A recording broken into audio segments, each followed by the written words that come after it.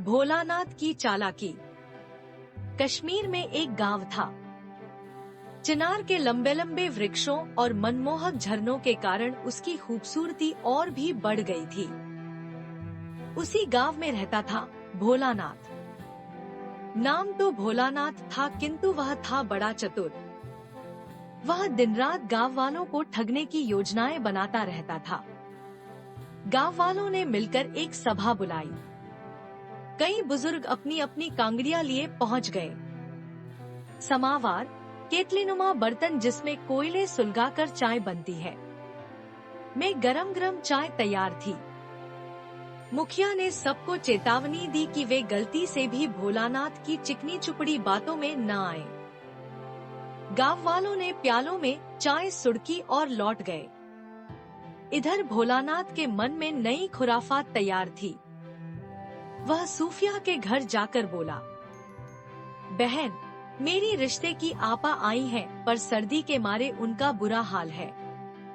यदि एतराज न हो तो अपना फिरन दे दो, जल्दी ही लौटा दूंगा। सूफिया ने एक दो पल सोचा और फिरन दे दिया। भोलानाथ ने इसी तरह बहाने से 2-3 घरों से फिरन मांग लिया। 4-5 दिन बाद वह सूफिया के घर पहुंचा और एक की बजाय 2 फिरन लौटाए। सूफिया बोली, भाई भोलानाथ, यह छोटा फिरन तो मेरा नहीं है। बहन, तुम्हारे फिरन ने रात ही इसे पैदा किया है। यह इसका बच्चा है, तुम रख लो। सूफिया भला क्यों मना करती। उसने दोनों फिरन रख लिए। इसी तरह भोलानाथ ने जिस जिस से फिरन मांगे थे, सबको 2-2 लौटाए। सबने सोचा कि भोलानाथ का दिमाग फिर गया, फिर भी मुफ्त का माल क्यों लौटाया जाए। थोड़े दिनों बाद भोलानाथ ने एक और चाल चली। वह गांव वालों से जाकर बोला, कुछ विदेशी पर्यटकों को पश्मीने की शालों के नमूने दिखाने हैं, अपनी सभी शालें दे दो। गांव वालों ने सोचा कि यह दोबारा 2-2 शालें वापस करेगा। सबने हंसकर पश्मीने की कीमती शालें उसे सौंप दी। कई महीने बीत गए, भोलानाथ ने शाल नहीं लौटाई। गांव वाले एकत्र हुए और भोलानाथ के घर जा पहुंचे। वह जमीन पर गिरकर रोने लगा। सबने पुचकारकर अपने सामान के बारे में पूछा तो वह बोला, क्या बताऊं जी, सबकी शालों ने इस बार 2-2 छोटी शालें पैदा की थी। सुनते ही गांव वाले मन ही मन खुश हो गए।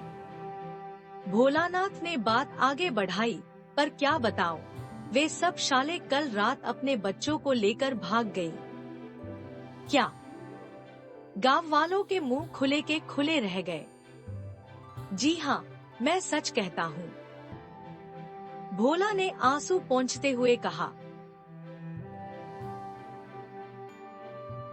मामला गांव के बुजुर्गों तक जा पहुंचा।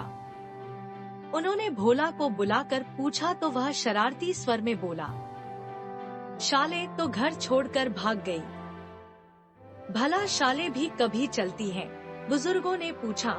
जी हाँ, बेशक चलती हैं। यदि वह बच्चे पैदा कर सकती हैं, तो चल भी सकती हैं। सूफिया ने गुस्से से कहा, भला शाल के भी बच्चे पैदा होते हैं?